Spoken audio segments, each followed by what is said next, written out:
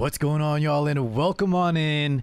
It's the early morning by the time y'all watch this. Maybe it's early afternoon, and I honestly haven't slept at all yet, guys, since Advent came out. I didn't play straight, took a lot of breaks here and there, but I was up late trying to get this content, trying to get a guide for y'all, and I was beating my head against the wall because this epic hell mode is very difficult, and I'm very stubborn, and I didn't want to build any units that I didn't have already, and I finally was able to do it. Those of you that don't mind building certain units here and there, I'll give my alternate suggestions, but you'll have much easier time than I did. That being said, this is not easy content, especially Epic Hell. There is a lot of Moonlight units, limited units that a lot of people are using at the moment, myself included.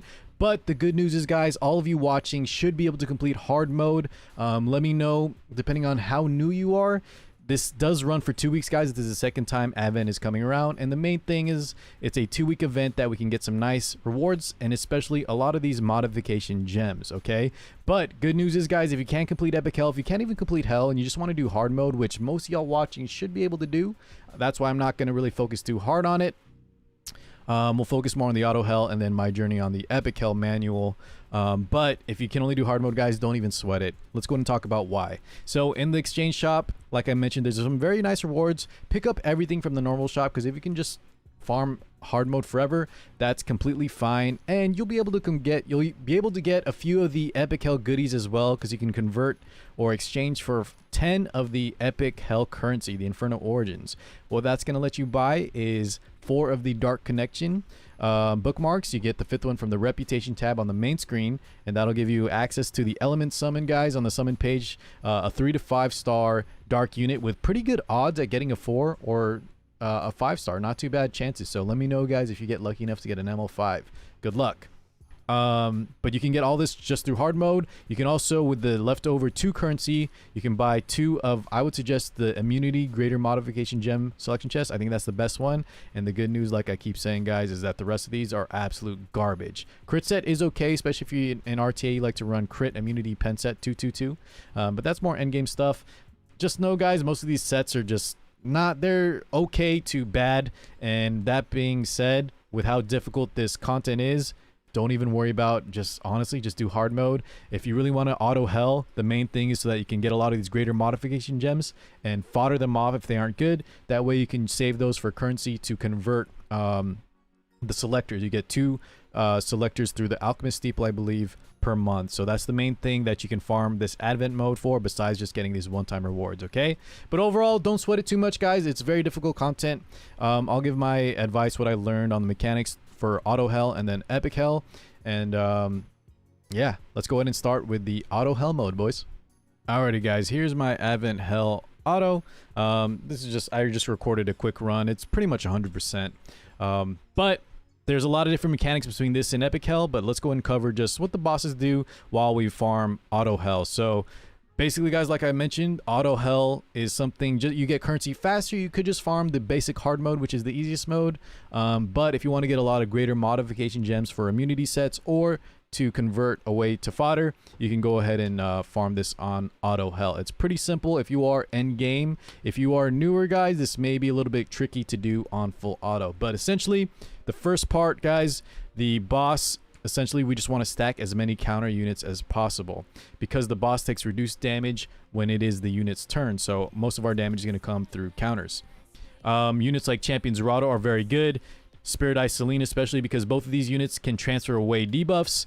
Spirit Eye Celine can cleanse her own debuff. Martial Artist Ken is just strong because he does like insane single target counter damage. And if you don't have access to those guys, look at units like Rem and Seaside Bologna. Now, if you don't have access to any of those guys, because those are all Moonlight or limited units, just do hard mode, guys. I'm pretty sure you can just use Wyvern units on hard mode. It should be much, much simpler. Moving on to phase 2, I opted for a full fire team just for the fire synergy bonuses. This is not what I ended up using in Epic Hell, but I believe this comp can also be used for Epic Hell manual. I would just advise maybe using like a Katie's over Tama, as she's much safer, and we can build more souls for the last phase. But that it's going to vary depending on which units you have, or if you're cleaving or whatever. Basically, on this phase, guys, we want to maintain a lot of debuffs while also simultaneously cleansing the buffs off of the little lantern, guys. That's the main gist of it. That's why this team, both Carrot and Politis, have a lot of strips, and they both provide a lot of debuffs, meaning this is pretty straightforward on auto. For Epic Hell, it's a lot more difficult because of the change in mechanics. We will have to do, we have to have a lot of consistent buffs as well, so I'll be using DN instead. But for Auto Hell, guys, try out this comp. Most of y'all should have Tama, Politis, and Researcher Carrot, but alternate suggestions, you could use Fire Charlotte. We could use units like, what else? Fire Cecilia. I know a lot of my guildmates were using Fire Charlotte. She's insane there. And then Fire Cecilia is one of the best tanks because of the mitigation plus all the debuffs like defense break, attack down. She's really nice there. Is it attack down or blind? She just has a lot of debuffs. I just refused to build her because like I mentioned, guys, I didn't want to build any units just for this mode. But most y'all should have Carrot. I believe Cerise can also work. Elena was a popular pick, but essentially just stack as many debuffs as possible. And also make sure you have a unit that can cleanse or strip off. So Violin, Politis, things like that are very good. Carrot also has a strip, and I have Etica's Scepter to cycle these skill 3s even faster. All right, we can go ahead and fast forward here in a little bit, but you guys kind of get the gist of this. We just have enough sustain. We have so many debuffs proccing, and yeah, very simple 100% Hell auto mode. Alrighty guys, I just fast forward to save us a little bit of time there, but moving into phase 3 for auto hell mode, this is probably the simplest phase overall. The boss does some big burns after his 3rd turn. You don't want to bring team-wide attack up, and I believe speed up, otherwise the boss punishes you big time. And there are a few specific mechanics I'll mention for epic hell, but overall for auto hell, just slap together the powerful blue units. The more you stack together, the more synergies you'll get. Kisei, Luna, Lulika, Sigurd, all very powerful. And Amelia is, I think, a must-have for auto hell. There may be other suggestions. Shout out to my guildmate Drac. I believe he said green lots could work, but most people you're going to be watching are going to be using Amelia because she is tailor-made for this mode, guys. Single target attack up, meaning she won't get punished by the team-wide attack up. She has insane cycling, low cooldowns, and she'll cleanse those burns that are the only thing that really is going to kill you. Otherwise, just stack as much ice DPS as possible. If you don't have Amelia for auto hell, you can use like Elena. You can also try to just nuke him down using units like Flan and strong single target cleavers like Sigret or Kisei. Bonus points, guys, if you have like rage sets. And that's pretty much the gist of auto hell. It's just a kind of gear check, and if you have Amelia, it's super simple. If you don't have Amelia, just go more damage, build up Elena, and yeah, just make sure you have some cleanses for the burns. Otherwise, you just sustain and you kind of just nuke him down. Super easy. Now look at the epic hell where things get much harder. Alrighty, y'all. So Advent Epic Hell Phase 1. This is what took me so dang long to complete. So compared to the auto hell, guys, it's the same exact team, but there are a few things you need to take note of. Let me pause real fast. See this speed buff? We're going to want to make sure we take this away from the boss, as well as the counter, but that's safe for phase 2. So in phase 1, we really want to make sure we remove this speed buff from him, and the way we do that is by making sure this turtle, so I do auto this, guys. Your mileage may vary depending on how y'all want to operate this, depending on which units you use, but essentially we want to debuff the turtle, any debuffs, and then we need to hit him with a single target attack. So champions or autos will not work, AoE attacks will not work. We need a debuff on him, and we need to hit him 4 times with single target attacks. It's a little bit tricky, but this comp that I'm using right here ended up just pretty much getting it close to 100% if I just target the turtle first, and then luckily after that it's just it's pretty straightforward. See, champions auto lands the debuffs. If Celine procs some dust devils, it's nice. If Ken just hits him, that's why we need to target it. But overall, we just need to hit the turtle 4 times, and then from there the team kind of just carries itself. Same thing with the hell mode auto, right? So that'll remove the speed buff, guys. Let's go ahead and I'll fast forward. Let's see, by the time, maybe actually it's gonna happen soon. So we're hitting the turtle again. Not the 4th hit yet. Champion Z, that attack didn't work, but guys, we pulled the dual Ken auto. He would have hit it anyways, but as y'all can see, the speed buff is now gone, and now the team just autos and will kill the boss normally. All right, let's move on to the next phase. All right, guys, so phase 2, as you can see, is much different than my auto hell mode. It's not the 3 fire units. Remember, units like Fire Charlotte here can definitely work, especially because she has 2 buffs. The main gimmick on this floor compared to Hell Mode Auto is we're going to want to get rid of the speed buff now. Remember, we got rid of the counter buff now. We got rid of the speed buff in phase 1. This time around, we really need to make sure that counter buff is gone by the time we get to phase 3, at least in the way I do it in the units I had. I think some people may try to skip that, but it gets a lot trickier, guys, unless you're hardcore cleaving the boss super fast. But essentially, we're still using Polydus. She's insane here on Violin. We make sure we keep the mini buffs off the lanterns. We want to wait for the lanterns to waste their cleanses first, obviously, and then slam the skill 3. From there, Luna will just spam skill 1s. She's not even on rage set here, guys. I believe she's on speed pen. I'll go ahead and link all my gear in an album, like in the pinned comment or in the description.